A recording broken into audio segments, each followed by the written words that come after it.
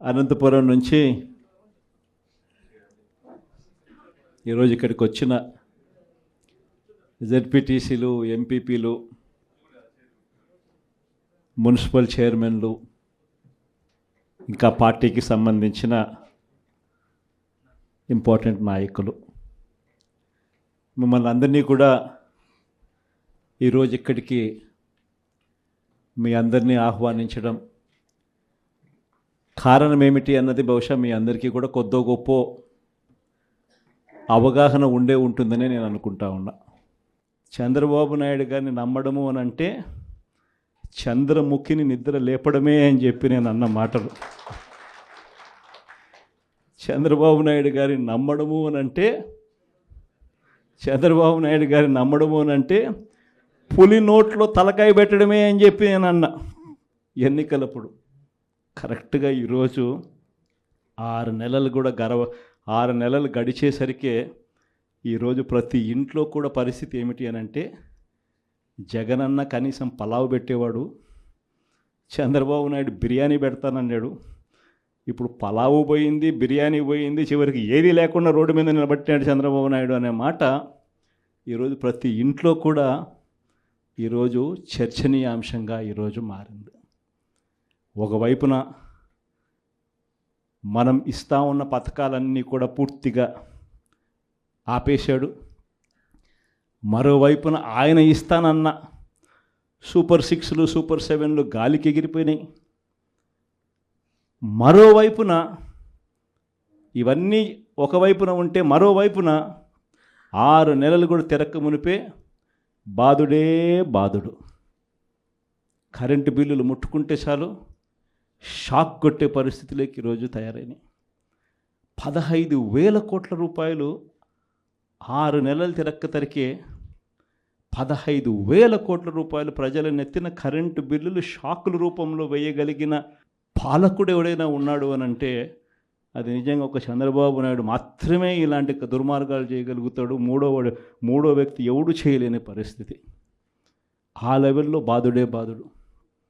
మరోవైపున చూస్తే ఈ బాధుడుకు తోడు సూపర్ 6లు, సూపర్ 7లు అమలు చేయకపోవడానికి తోడు మనం ఇస్తా ఉన్న పథకాలన్నీ కూడా ఇవ్వకుండా వదిలేసినకు దానికి తోడు, వీటి అన్నిటికీ తోడు ఇంకా ఏం జరుగుతూ ఉంది?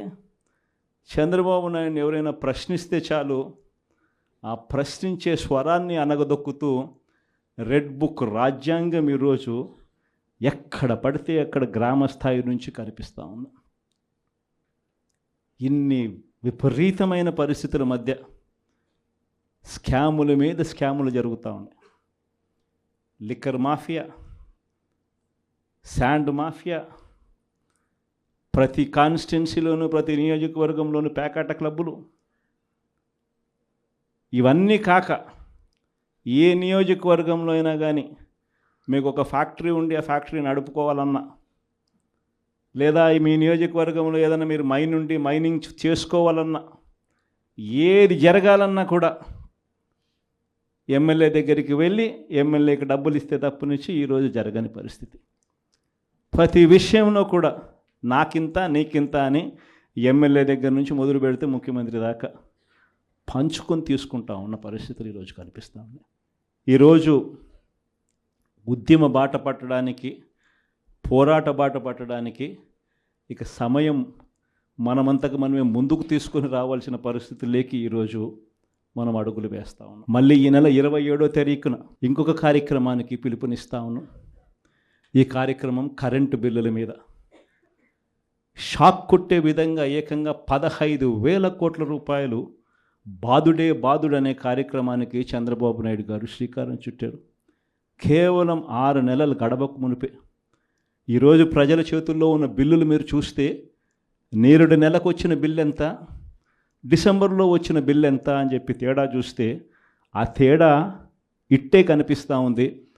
కనీసం ప్రతి బిల్లులోనూ కూడా విపరీతంగా నంబర్ కనిపిస్తూ, ఇది కూడా ఇంకా 15,000 పూర్తి బాధుడు కాదు, 6,000 కోట్ల బాధుడికే ఈ నెంబర్. ఇంకొక 9,000 కోట్ల రూపాయల బాధుడు ఈ నెల వేస్తూ ఉన్నాడు. అంటే రేపు నెల బిల్లులో ఇంకా 9,000 రూపాయల బాధుడు కూడా కనిపిస్తుంది. మరి ఇలాంటి పరిస్థితిలో బిల్లులు చూపించి మహిళలందరూ కూడా బిల్లులు చూపించి బిల్లులు కాలుస్తూ ఉన్న పరిస్థితి కనిపిస్తూ ఉంది నిరసన తెలుపుతూ. ఇలాంటి వారికి తోడుగా ఈసారి ఈ ప్రోగ్రాం నియోజకవర్గ స్థాయిలోకి వెళ్ళిపోతున్నాం. మొన్న రైతులకు సంబంధించి జిల్లా స్థాయిలో చేసినాం. ఈసారి కరెంటు బిల్లులకు సంబంధించిన ప్రొటెస్ట్ కార్యక్రమం నియోజకవర్గ స్థాయిలోనే చేసే కార్యక్రమానికి ఈరోజు శ్రీకారం చుడతా ఉన్నాం. ఈ కార్యక్రమం 27వ తారీఖున పార్టీ కరెంటు బిల్లుల బాధుడుకు నిరసనగా ప్రజలకు తోడుగా ఉండే కార్యక్రమం చేయబోతా ఉంది 27వ తారీఖున. మళ్ళీ 3వ తారీఖున జనవరి 3వ తారీఖున చదువుకుంటున్న పిల్లల కోసం విద్యా దీవెన అందక, వసతి దీవెన రాక పిల్లలు చదువులు మానేస్తూ ఉన్న పరిస్థితి మొట్టమొదటిసారిగా కనిపిస్తూ ఉంది. మన హయాంలో, మన వైఎస్ఆర్సీపీ హయాంలో ప్రతి 3 నెలలకు ఒకసారి, 3 నెలలు అయిపోయిన వెంటనే, ఆ త్రైమాసికం అయిపోయిన వెంటనే, జనవరి, ఫిబ్రవరి, మార్చ్ త్రైమాసికం అనుకుంటే ఏప్రిల్లో వెరిఫికేషన్ చేసేవాళ్ళం, మేలో తల్లుల ఖాతాల్లోకి ఆ డబ్బులు పంపించేవాళ్ళం. ఆ తల్లులు వెళ్ళి ఆ పిల్లలకు ఫీజులు కట్టేవాళ్ళు. ప్రతి త్రైమాసికం అయిపోయిన వెంటనే పిల్లల తల్లులకు ఆ డబ్బులు ఇచ్చి పిల్లల చదువులకు తోడుగా ఉండే పరిస్థితి మన హయాంలో జరిగితే, ఈరోజు ఆ విద్యా దీవెన పరిస్థితి ఏమిటి అని అంటే 4 త్రైమాసికాలు అయిపోయాయి. ఈ జనవరి 1వ తారీఖు వచ్చేసరికే ప్రతి త్రైమాసికం అయిపోయిన వెంటనే ఫీజులు ఇచ్చే పరిస్థితి నుంచి 4 త్రైమాసికాలు అయిపోయాయి. పిల్లలకు ఫీజులు అందని పరిస్థితి. మొత్తంగా ఈ ఫీజులకు సంబంధించి 4 త్రైమాసికాలకు సంబంధించిన విద్యా దీవెన దాదాపుగా 2,800 కోట్ల రూపాయలు, వసతి దీవెన కింద మరో 1,100 కోట్లు, దాదాపుగా 3,900 కోట్ల రూపాయలు పిల్లల చదువులకు, పిల్లలకి డబ్బులు రాక పిల్లలు ఈరోజు ఇంజనీరింగ్ మానేస్తూ ఉన్న పరిస్థితి, డిగ్రీ చదువుతూ ఉన్న పిల్లలు ఈరోజు చదవని పరిస్థితి, పనికి వెళ్ళాల్సిన పరిస్థితిలో ఈరోజు పిల్లలు ఉన్నారు. కాలేజీ యాజమాన్యాలు బిల్లులు కట్టమని చెప్పి పిల్లలను గట్టిగా అడుగుతూ ఉన్నాయి. డబ్బులు కట్టలేని పరిస్థితిలో పిల్లలు చదువులు మానేస్తూ ఉన్న పరిస్థితులు.